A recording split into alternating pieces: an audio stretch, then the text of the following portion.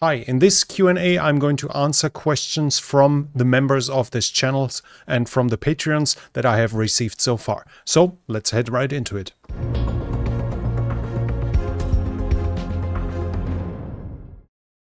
Lev Levy asks, why is the UN so ineffective? Why it was so useless in helping Ukraine? How did it create a deeply corrupt organization like UNRWA? And is the UN itself a rotten organization with dictators in human rights committees? Can this change? Will we see a democratic UN veto? Well, you basically mentioned everything I have to criticize with the United Nations. There was a German journalist, he died a couple of years ago, and he said it's not the United Nations are nonsense because non-democratic nations do a democratic vote against democratic ones and can overturn their intent. It is kind of absurd to imagine that North Korea has the same voting rights as the United States or as Sweden or as Switzerland, as any of these nations. I guess that's the only way to keep the United Nations together. Whether or not that's worth it or not, I guess will mostly depend on your political opinion. Whether you see the good or the bad, there is surely some good in it. Some things the UN has done right, but to be perfectly honest, I have some trouble finding examples here. But that's probably because of my own point of view that I'm massively critical about it. The UNRWA, well, we all heard the criticism about it. So, yeah, not much I can say to this. And the problem will remain, you can surely create a United Nations, the United Democratic Nations. The problem is, how will you engage with the non-democratic nations?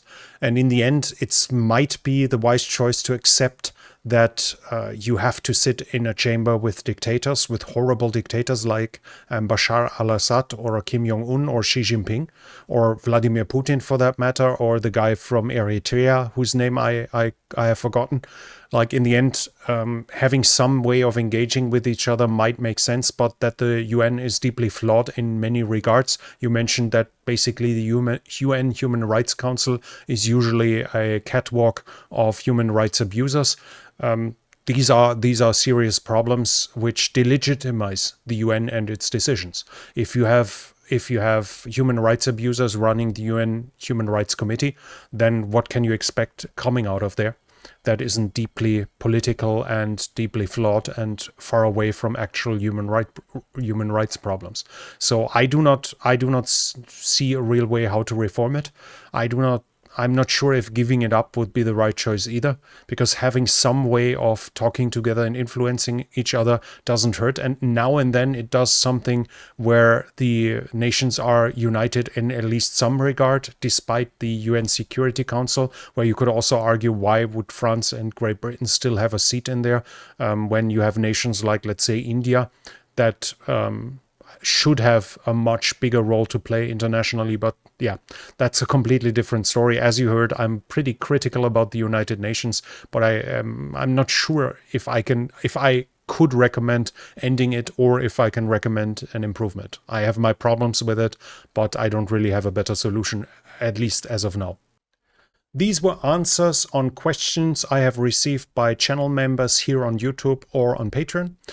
I will try to keep doing this in the future for supporters of both sides. If you also want a question, please consider supporting the channel. It really helps and it is a nice sign of appreciation. I cannot promise to answer every single question simply because of matters of time, and there might be questions I can't answer, etc. But I'll try to come back to you and thank you for your support that is being provided by you. So thank you so much. And if you're new here, I would like to invite you to subscribe to the channel and hit the bell icon.